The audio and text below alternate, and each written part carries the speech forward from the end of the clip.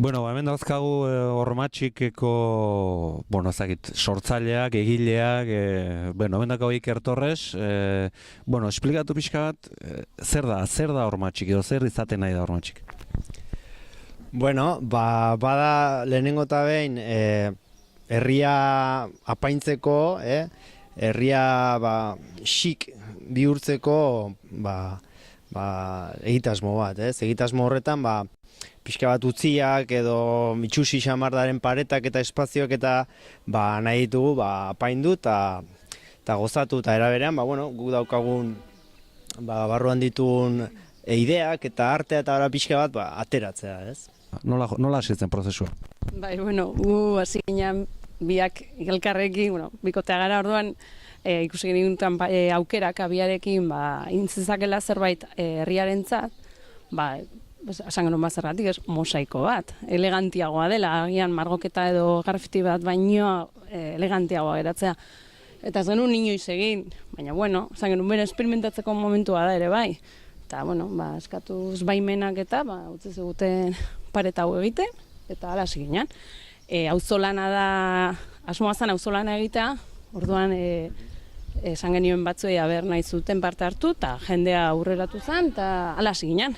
Eta, asmoa da hemendik aurrera, egin daitezken paretak edo, jendeak parte hartezala, eta denon artean, paretak txukuntzea, edo, politiagoak ustea. Ikerra, hemen ikusten dugu batzean, gero jongo geha hori ikustea, baina esplikatu pixka, zer da?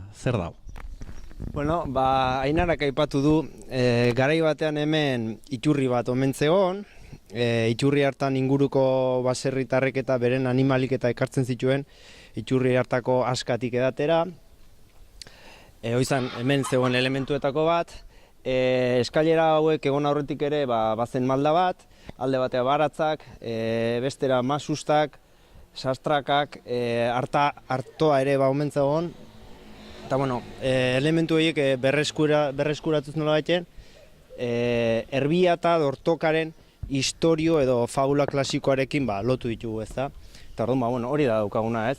Erbia eta dortokaren kontakizun hori, lasterketa hori eta historio hori, ez? Hemendik hasita, nolabait esateko ibilbidea eginez, ez?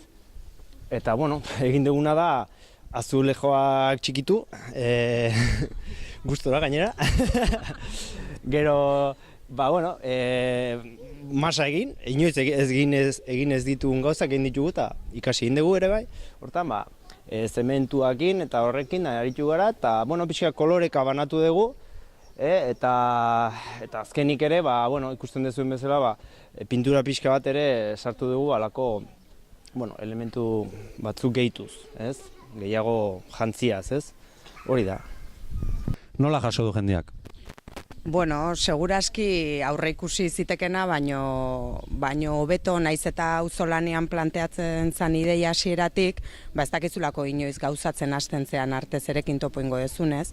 Nik uste dut bi gauza interesgarri uzten ditula jendearen harremanei dagokionez. Bat da, olako ekintza batekin jende ezberdina ekintza lotuta harremanetan jartzea, guk ez genuen elkarretza utzen. Ekimen honekin hasi aurretik, ez? Orduan horrek uzten dizu, alde batetik jende berria ezagutzeko ideia hori, eta gero gaina askotan zure bakardadean ero dauzkazun ideia horrik ere aurrera begira gauzatzeko beste energia edo gogo edo indar sortzen da horrez. Eta gero gaina bidean, topo indegu jendearen harrera on horrekin, ez? Behar bada bere egunerokoan grisak, ilunak eta ezain ederrak dian espazio horiek ederrago ikusi dituztelako eta harrigarria izan da, jendeak maila askotako ekarpenak egin ditu, baita lekuari eta lekuaren historiari lotutako kontuekin ere, ez? Proiektuaren baitan lehenengo ideia edo Ikerrek aurkeztu zunean zeuden elementu batzuk garai baten espaziontan egontzian elementu batzu erreferentzia egite zietenak, ez? Eta, ni ez neon egun hortan, baina nunbait amona bat pasa omen zan, esan ez, garai baten hemen ez tegize iturri zegola, eta beste ordun, Bueno, horrek ere bizkat aurrea begira, nahi iruditzen zait pista interesgarriak ematen ditula proiektu berritako, eta bizkat ze ardatzen gainean ibili gaitezken, eta baina, bueno, nik uste dut utzi dula gogo bat, utzi du emaitza bat, eta utzi du gogo bat, horma berriak edertzeko.